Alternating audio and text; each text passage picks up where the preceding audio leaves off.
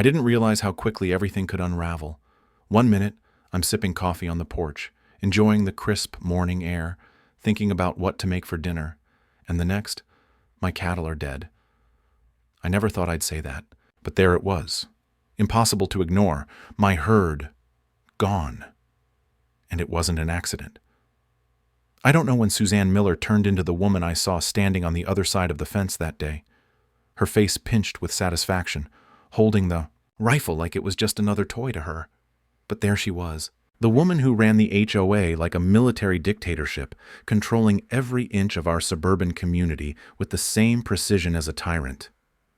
It started innocently enough, the usual HOA emails and pamphlets stuffed into our mailboxes, reminding us to trim our hedges or repaint the mailbox. Suzanne Miller, the HOA president, had always been the smiling face in these documents, the one whose voice carried an undertone of sweetness with just enough bite to make sure you followed the rules.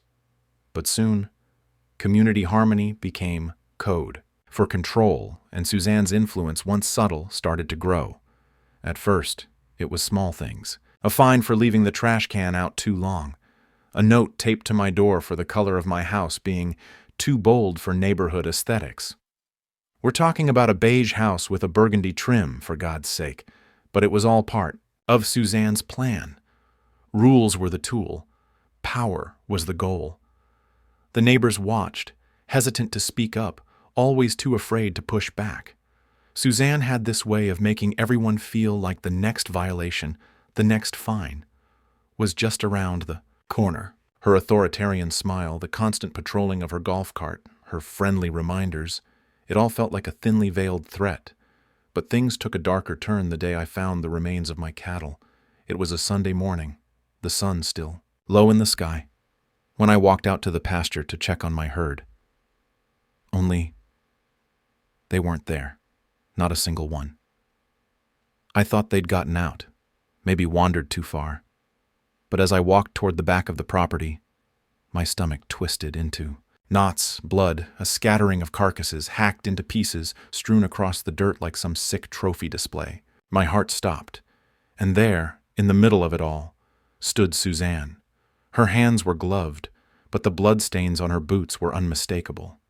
She had a grin on her face, like she'd just pulled off the greatest prank of the century. Morning. "Matt!" she called out, as though she was talking to a neighbor about the weather. "What the hell is this?" I managed, my voice sharp with disbelief. "Oh, don't worry," she said, waving her hand dismissively. "Just taking care of a little neighborhood nuisance. Don't want your cattle wandering into the park, do we?" My blood ran cold. She was insane. Suzanne had always prided herself on keeping the neighborhood pristine, but this was different. She'd crossed a line. "Taking care of them?" I asked, my voice growing louder. "You killed them, Suzanne." She tilted her head, looking almost disappointed in my reaction. "Well, I couldn't have them disrupting the peaceful environment we've worked so hard to cultivate here, could I? They're a safety hazard. And frankly, they were a blight on the land. You have no right to do this," I shouted, the rage starting to boil inside me. Her smile widened, something dark and triumphant flashing in her eyes. "I have every right, Matt. You signed the HOA agreement. You know the rules. You just didn't think they applied to you. Did you?" The words hit me like a brick. She was using the very document that kept us all under her thumb to justify this horrific act. Before I could respond, she turned and gave a sharp whistle. "Better get the authorities out here then," she said, her voice dripping with feigned innocence. "I'm sure you're going to want to file a report, but don't bother trying to fight it. You know how these things work." I stood there, frozen, as she casually walked away, her golf cart humming as she drove off toward her pristine house at the edge of the neighborhood. Her words hung in the air like a taunt, echoing in my mind. You know how these things work. And that's when it hit me. She had done this before. She knew exactly what she was doing, and she was untouchable.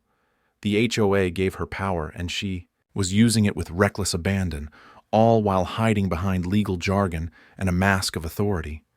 But what she didn't realize was that she had made a grave mistake. She hadn't just destroyed my cattle. She had opened a door she couldn't shut. I couldn't just let this go. I wasn't going to let her get away with it. The problem was, I didn't know how to fight someone like Suzanne. The HOA rules were on her side. Everyone in the community feared her. And now she was above the law. But if she thought she was untouchable, she had no idea what I was about to uncover. I took a deep breath, feeling the weight of the decision I was about to make. I was going to make her pay. But first, I needed to know everything about her. Every dirty secret, every hidden rule, every favor she'd cashed in with the others. I needed to outsmart her. The problem was, I wasn't the only one who had something to lose. What she didn't realize was that the more she pushed, the more desperate she made me, the closer she got to losing everything. I just needed to be patient. And that's when I saw it. The neighbor, George, standing on his porch across the street staring at me. His eyes locked onto mine with a knowing look. He'd seen something. He knew something. My heart skipped. Could he be the key? The real battle was about to begin, and Suzanne had no idea what she was up against, but I wasn't going to let her get away with it. Not this time. The thing about Suzanne Miller was that she didn't just run the HOA, she owned it. No one dared challenge her. For years, the rest of the neighborhood had grown accustomed to her rules, her suggestions, her threats that came, wrapped in legalese. When people complained, she would simply throw a meeting, stroke her chin, and speak in that slow, measured tone of hers, like a kindergarten teacher explaining an arithmetic problem to a group of unruly children. But now she'd crossed a line. She'd killed my cattle. And I wasn't just going to let her waltz off into her pristine little world with a smug look on her face. The first thing I did after that horrifying encounter was call the local sheriff. The deputies showed up within the hour, but it was like they had already heard the same old story from other neighbors. Suzanne Miller, the untouchable HOA president, the one who did things for the good of the community. I could already see the dismissive expressions on their faces before they even stepped out of their patrol cars. "Mr. Walker, you're saying the cattle were killed by someone in the neighborhood?" Deputy Harris asked, his voice thick with skepticism. "I'm not saying it, I'm showing you. There are the bodies." I pointed toward the pasture, my heart still pounding. The deputy's eyes scanned the scene. There was no mistaking it. The mutilation was deliberate. These weren't coyotes. They weren't even wild dogs. This was personal. After a long moment of silence, Harris shrugged. "We'll take a look. Around, but I can't promise anything. You know how it is with private property. We don't have a lot of leverage in a case like this, unless we find some direct evidence or a confession." "I'm telling you, she did this," I insisted, the frustration building. "Suzanne Miller, she's the one who killed them." Deputy Harris gave me a look that said, "Sure, buddy," before he turned back to his patrol car, clearly unwilling to take this any further. I knew then that I couldn't rely on the law, not now. If I was going to make Suzanne pay, it was going to have to be on my terms. That afternoon, I went back to my house and stood on the porch, staring at the twisted wreckage of what was left of my herd. It felt like the entire world had turned against me. The neighbors were too scared to help, and even if they weren't, I didn't know who I could trust. Suzanne had a way of bending everyone to her will. Hell, she even had George, my oldest friend, acting like he was afraid to talk to me. But as I stood there, watching the wind sweep across the empty pasture, a small flicker of hope appeared. It was George. He was standing across the street, watching me with a look in his eyes that said he had something to say. Something important. I didn't hesitate. I walked over, the tension in my chest tightening with each step. "George," I said, my voice tight, "I know you know something. You've seen what Suzanne's doing, haven't you?" He glanced around nervously, his gaze darting to the windows of his house, as if expecting Suzanne to appear at any moment. "Matt, you need to be careful. She's got everyone wrapped around her finger. She's not just the HOA president, she's—" He hesitated, then leaned in closer, his voice barely a whisper. "She's got dirt on everyone. Everyone." "Dirt?" I frowned. "What are you talking about?" George's eyes flicked over his shoulder again before he stepped closer. "She's been running things behind the scenes for years, more than just the HOA. She's got leverage on half this neighborhood. People who are too scared to stand up to her, but she's been manipulating the rules for years, bending them to suit her. I could feel the ground shifting beneath my feet. What kind of leverage? What does that have to do with my cattle? He looked around one more time as if making sure no one was listening. It's not just about the cattle. Suzanne's been using her position to manipulate people. She's got all these fake fines, absurd rules, and the worst part? She's been pocketing the fines, collecting them like they're some kind of personal slush fund. She has deals with contractors in the neighborhood, getting kickbacks for services that are never done, and if anyone tries to oppose her, they get hit with so many fines they have no choice but to sell or just keep quiet. It hit me like a freight train. Suzanne wasn't just a petty tyrant. She was a full-blown con artist, a mastermind who had turned the HOA into her own little mafia. And I was just one of the unlucky ones who had become a target. But now, I had an advantage. Suzanne had made a huge mistake by killing my cattle.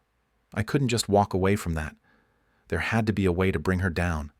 What about her? I asked, almost as an afterthought. The woman who helped her? Her assistant? I think her name's Betty? George frowned and rubbed his hand over his face, clearly conflicted. Betty's been her right hand for years. If you want to get to Suzanne, you need to get to Betty.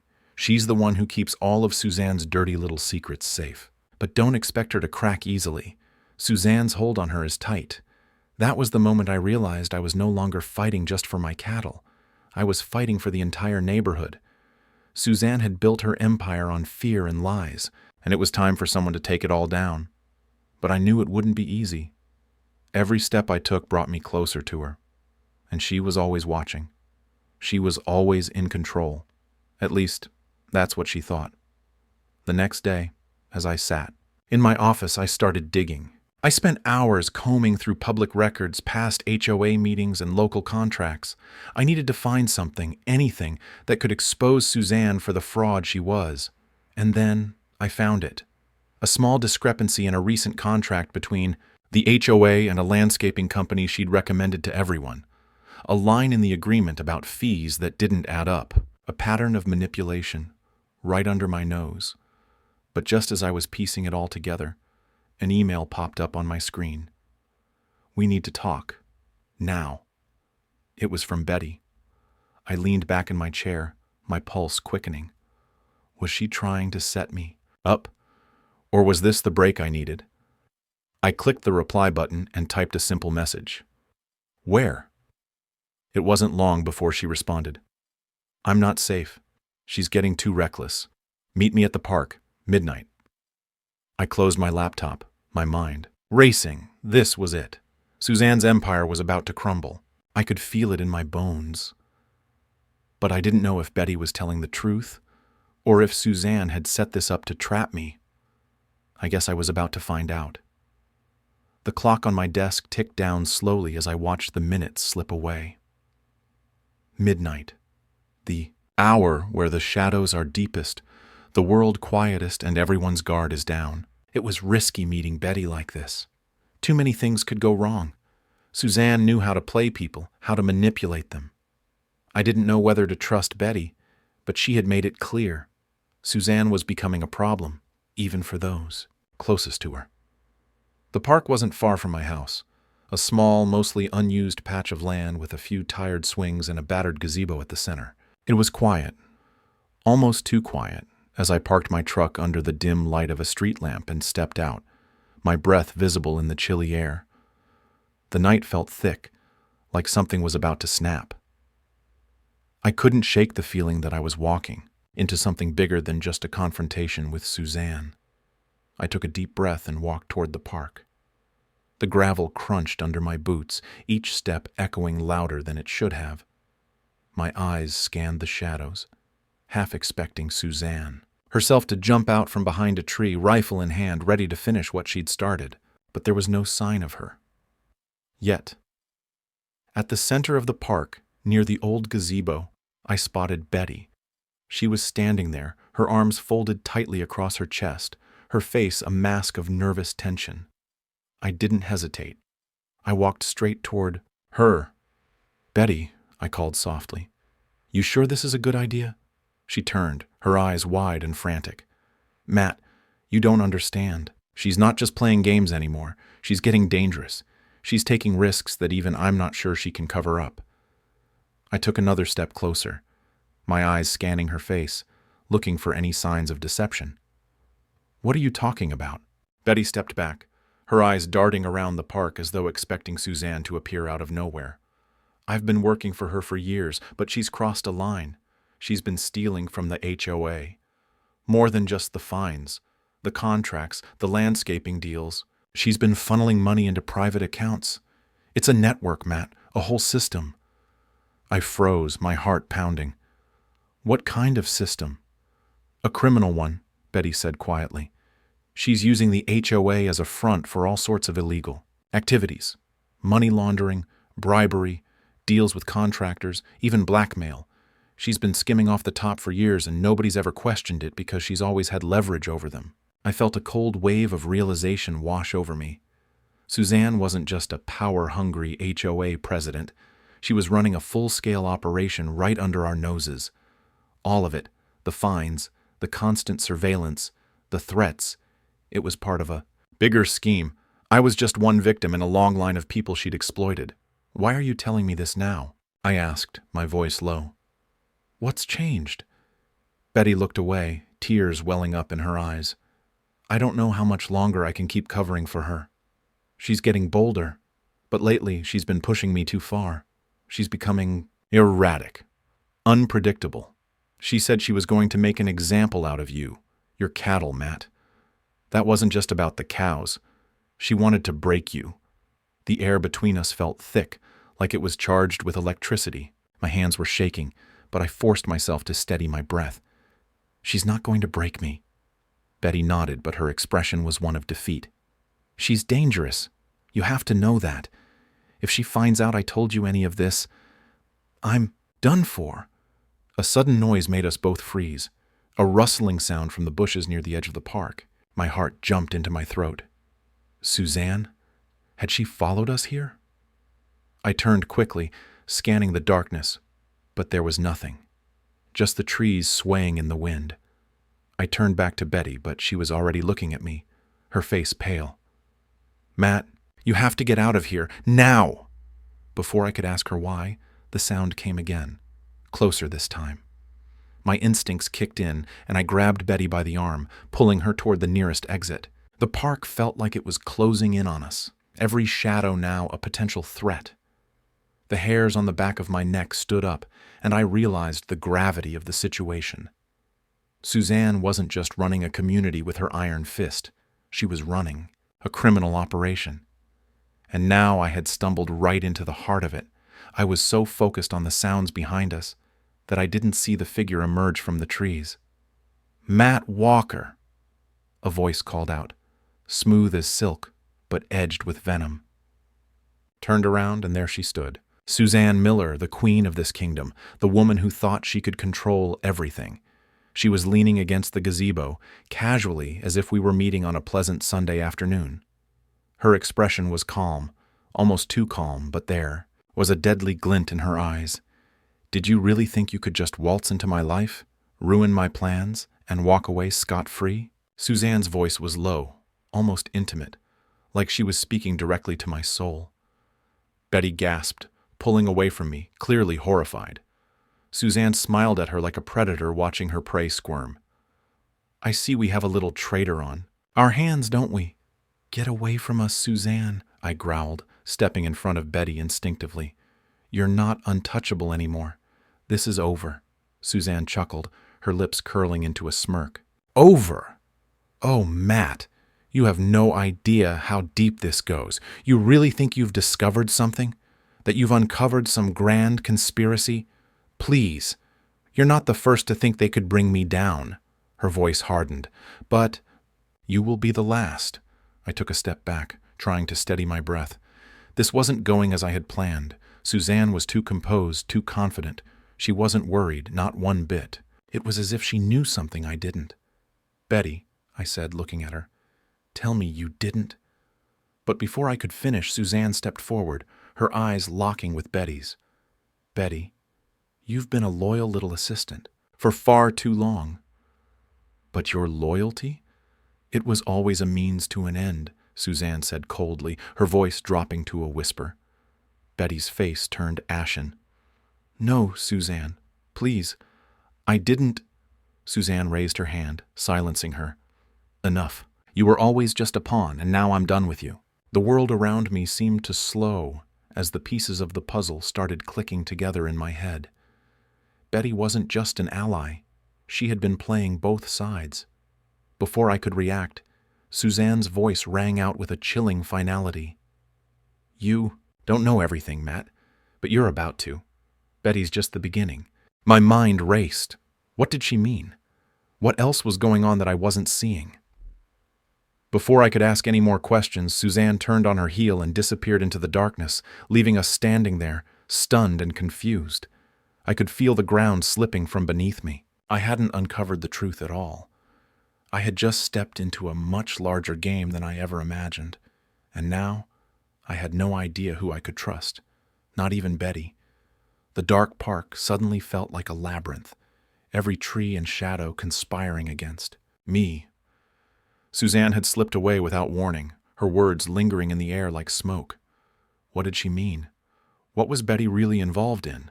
My pulse hammered in my ears as I looked at the woman standing next to me, the woman I had believed was my ally, her face pale and drawn, her hands trembling. Betty, tell me, I whispered urgently. What did she mean? What else is she hiding?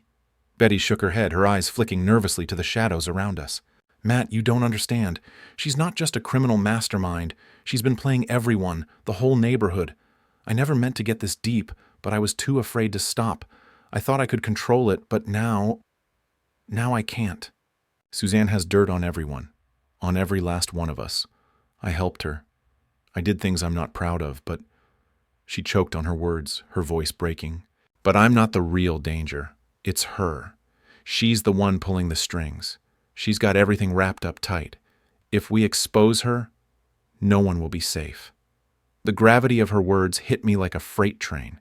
She was right. Suzanne's reach had extended so far, so deeply into the fabric of our community, that pulling it apart felt impossible. But if I didn't try, it would never end. And she'd keep hurting people, destroying lives just to feed her insatiable thirst for power. The truth clawed at me. Suzanne had become too comfortable, too confident in her control. She'd assumed she was invincible. But she had made a fatal mistake by underestimating me. We'll expose her, I said firmly, my voice steady despite the storm of emotions swirling inside me. We'll take her down, Betty. You and me. Together. Her eyes flickered with uncertainty. How? She's untouchable. She knows every loophole, every back door. If you think the HOA agreement is the only thing she's been manipulating, you're wrong. She's got records, accounts, things I didn't even know about. I felt the weight of my next words. Then we find her weaknesses. If she's been so careful about covering her tracks, she must have missed something. Betty's eyes brightened, but just for a moment. I think I know where she's hiding some of it. A folder. It's in her office. I've seen her working on it late at night. There's a set of documents, things she's been keeping from the board, from everyone. I don't know exactly what's in it, but I know it's important. Then let's go, I said, determination seeping into my veins. We're doing this tonight. We made our way to Suzanne's house under the cover of darkness, our steps swift but careful. The house was eerily quiet as we approached, the windows dark and uninviting. But I knew Suzanne was never far from her precious papers, her endless files of power and manipulation. Betty led the way, glancing nervously over her shoulder, her hands clutched tightly at her sides. I don't know how much time we have, she whispered. She could be back any minute. We slipped inside, the house unnervingly still. Suzanne's office was tucked in the back corner, a room that seemed to pulse with the weight of secrets. I didn't hesitate. I crossed the room, rifling through the cabinets, searching for that elusive folder. Then, there it was. A thick file, bound in leather, the label almost imperceptible in the dim light, HOA contracts and records. I knew that this was it. Inside those pages was everything I needed to take Suzanne down. "Matt, we need to go," Betty hissed, panic rising in her voice. "She'll be back soon. We can't risk being caught." But just as I turned to leave, I froze. A sound echoed. From outside, the unmistakable hum of an engine. Suzanne's car. "Damn it," I muttered. "We need to move now." We darted out of the office and into the hallway, but before we could make it to the door, the front light flicked on. Suzanne's voice rang out, sharp and confident. "Leaving so soon, Matt? I thought we had unfinished business." I turned to face her, adrenaline pumping through my veins. "You thought I'd let you get away with it?" Suzanne's eyes narrowed, her smile venomous. "You really think you can take me down? You don't have the guts. You never did. You're out of your depth, Matt." Betty's face was pale, her eyes wide with fear. "Suzanne, please," she started. But Suzanne silenced her with a wave of her hand. "I don't need anyone's pity," Suzanne spat. "Not anymore. I've controlled this whole damn neighborhood, everyone in it. You think some petty documents can stop me?" For the first time, I saw a crack in her armor, something fleeting, a flash of panic. She was cornered, but she wasn't going down without a fight, and the truth was, I didn't have all the power, but I had the evidence. I looked down at the folder in my hand. It was full of contracts, personal information, bank transfers, and, hidden deep within it, a series of forged signatures from HOA members and contractors. Suzanne had been laundering money through the HOA. She had been manipulating board members, bribing them, threatening them into compliance. It was all right here. "You can't win this, Suzanne," I said, my voice steady. "We have everything. Your empire is crumbling. This is over." Suzanne's smirk faltered, her hands tightening into fists. "You think you've won? You think you're the first to challenge me?" She lunged toward me, but before I could react, Betty stepped forward. "No, Suzanne. It's over. You're done." She pulled out a small recorder from her pocket and pressed play. The sound of Suzanne's own voice filled the room, an incriminating conversation between her and a contractor, discussing bribes and illegal activities. It was all there, recorded. During one of the many late-night meetings, Suzanne's face drained of color as she realized what had happened. The look in her eyes shifted from arrogance to raw, undiluted fear. "You," she gasped, but she couldn't finish. The walls had finally come crashing down. The authorities arrived shortly after. With the evidence I had, and Betty's testimony, Suzanne's reign of terror was over. It wasn't just a loss for her. It was a public collapse. The scandal rocked the entire community. Neighbors who had once feared her now rallied behind me, helping to expose the depth of her corruption. Months later, the neighborhood felt different. The heavy, oppressive air was gone, replaced by a new sense of freedom. People were smiling again. The HOA was dismantled, its rules rewritten, no longer a tool for control, but a fair system that helped rather than hindered. The old guard was gone. Suzanne was arrested, tried, and sentenced to prison. As for Betty, she left town. There was no place for her here anymore, not after everything that had happened. But I didn't blame her for everything. She had been just another victim of Suzanne's manipulation, and I hoped she found some peace. I sat on my porch one evening, looking out at the now quiet streets. The weight of the past year was finally lifting. The cows, the neighborhood, the lives Suzanne had tried to ruin, it was all coming back together. It wasn't just about revenge. It was about reclaiming control, about restoring the balance that Suzanne had destroyed. I'd done it, and it felt damn good. But there was one last thing I couldn't ignore. The strange, almost ironic truth of it all. Suzanne had never realized that in her quest for absolute power, she'd made the fatal mistake of believing no one would ever fight back. The truth? She had built her empire on fear, and in the end, it was fear that destroyed her. The irony was thick. The woman who thought she could control us all had underestimated the one thing that no amount of power could ever subdue: human resilience. And as I watched the sun dip below the horizon, I knew one thing for certain: nothing lasts forever. Not even the longest reign of terror, and peace, though fragile, could always be rebuilt.